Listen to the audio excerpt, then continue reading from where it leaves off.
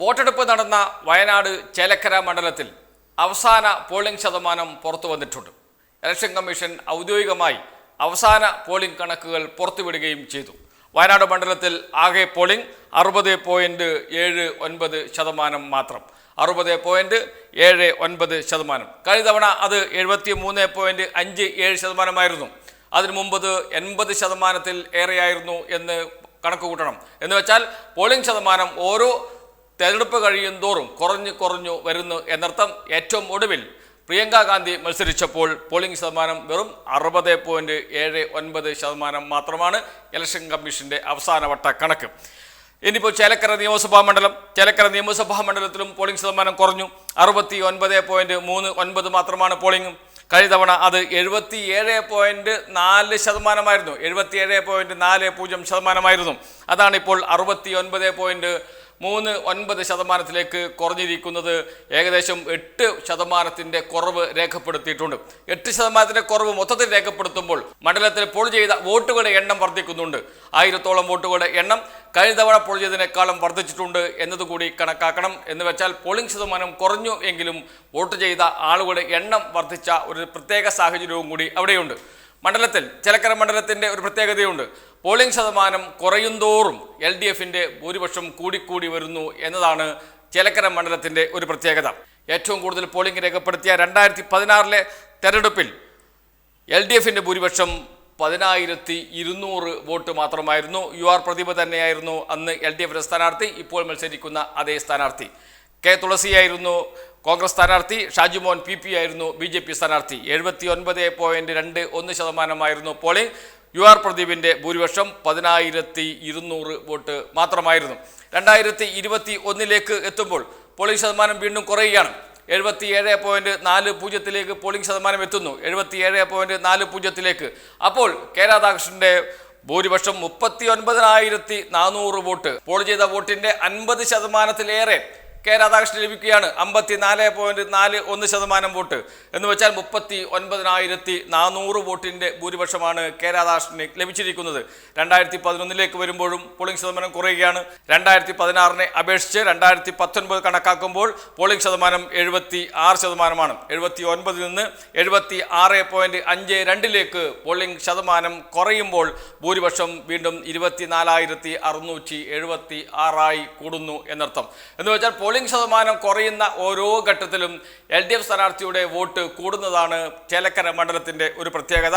അതുകൊണ്ട് തന്നെ ഇത്തവണ പോളിംഗ് ശതമാനം വീണ്ടും കുറഞ്ഞിരിക്കുന്നു 69.39. ഈ കണക്കുകൾ വെച്ച് പരിശോധിക്കുമ്പോൾ ഉറപ്പിച്ചു പറയാൻ കഴിയും ചേലക്കര മണ്ഡലത്തിൽ കഴിഞ്ഞ തവണത്തെക്കാളും കൂടിയ ഭൂരിപക്ഷം ഇത്തവണ LDF സ്ഥാനാർത്ഥിക്ക് ലഭിക്കും. അതുതന്നെയാണ് CPIMന്റെ കണക്കുകൂട്ടലും.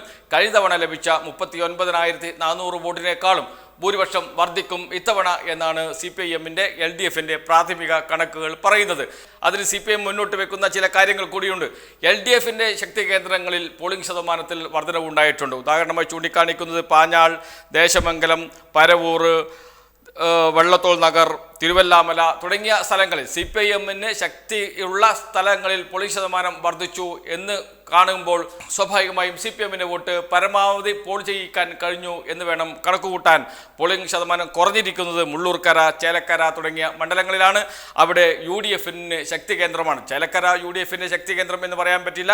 ചേലക്കര പഞ്ചായത്ത് പൊതുവെ ഒപ്പത്തിനൊപ്പം നിൽക്കുന്ന പഞ്ചായത്താണ്. പക്ഷേ ചേലക്കര പഞ്ചായത്തിൽ 3000 വോട്ടിന്റെ ലീഡ് UDF നേടും എന്നാണ് UDF നേതാക്കൾ പറഞ്ഞിരുന്നത്.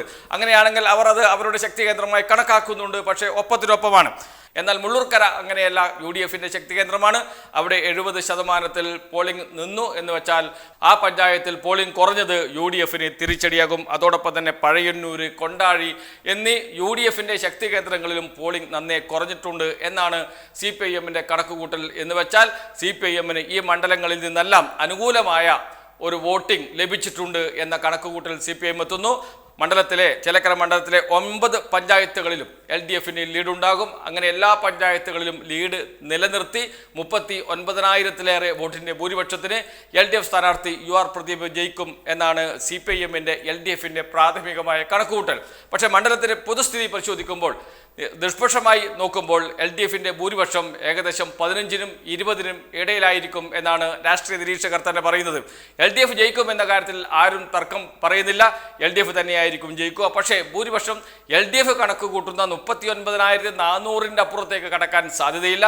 15-നും 20-നും ഇടയിലായിരിക്കും. അങ്ങനെയാണ് രാഷ്ട്രീയ നിരീക്ഷകർ പറയുന്നത്. അങ്ങനെ പറയാൻ കാരണം UDFിന്റെ ആത്മവിശ്വാസക്കുറവ് തന്നെയാണ്. UDF പറയുന്നത് ജയിക്കുന്നുണ്ടെങ്കിൽ 3000-നും 5000-നും വോട്ടിന്റെ ഇടയിൽ മാത്രമാണ് ഭൂരിപക്ഷം ഉണ്ടാകുക എന്നാണ്.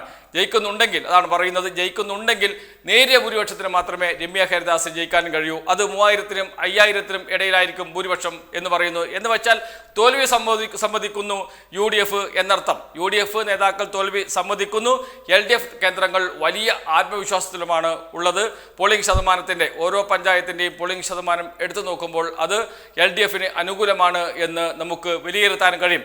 അതോടൊപ്പം LDF മുന്നോട്ട് വെച്ച വോട്ടെടുപ്പ് ദിവസം അവരുടെ ഒരു പ്രവർത്തന രീതി ഉണ്ടായിരുന്നു. രാവിലെ 11:30 മണിക്ക് മുമ്പ് പരമാവധി വോട്ട് ചെയ്യിപ്പിക്കണം, അതായിരുന്നു ഒരു ലക്ഷ്യം.